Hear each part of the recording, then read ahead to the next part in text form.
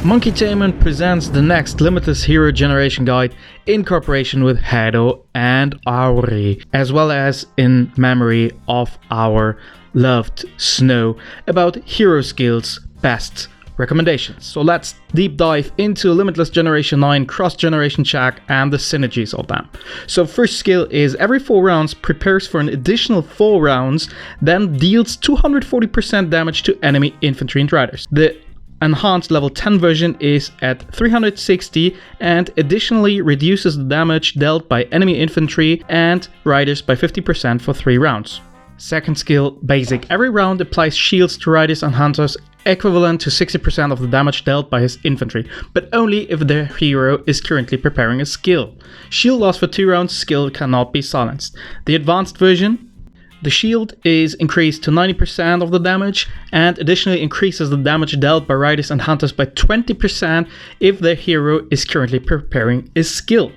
Third skill, basic. Every 4 rounds increases skill damage dealt by rider and hunter heroes by 28%, but only if they are shielded. Effect lasts for 2 rounds. The damage dealt at enhanced version and level 10 is the 42% is coming from level 10 and additionally reduces the damage received by riders and hunters when they are shielded is from the enhanced version. Direct recommendation is skill 1 up to level 10 if you can, 9 is also okay, enhanced skill 2 and level 3rd skill up to level 10.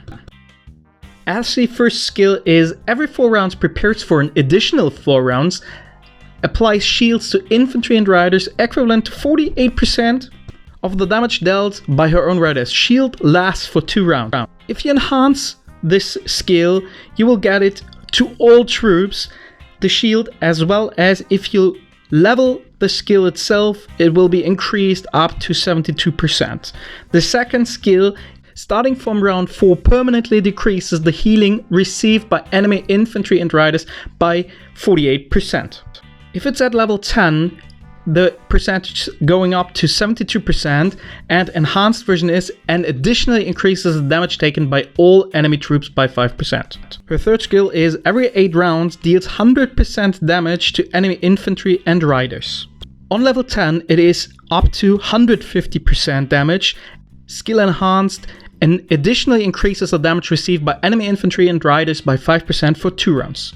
General recommendation for her is only the 3rd skill, and this should be the last skill you upgrade at Generation 9 for sure, because she is the weakest hero in this generation. Arthur first skill, basic. Every 4 rounds prepares for an additional 4 rounds, then deals 80% damage to all enemy troops. On level 10, it is 120% damage to all enemy troops, and when the skill is enhanced, and additionally decreases the healing received by all enemy troops by 20% for 3 rounds. The second skill, every 4 rounds deals 100% damage against target. On level 10, it is 150% damage against target when you enhance the skill, and another 90% if the target is under a healing decrease effect. Third skill, every 4 rounds prepares for an additional 4 rounds, then deals 60% damage to all enemy troops. On level 10, it will be 9% damage to all enemy troops when you enhance the skill. Additionally, starting from round 20, increases the damage dealt by hunters by 20% for 2 rounds every 16 rounds. Recommendation for Arthur is all 3 skills should be up to level 10 if possible, and skill 1 and skill 2 should be enhanced.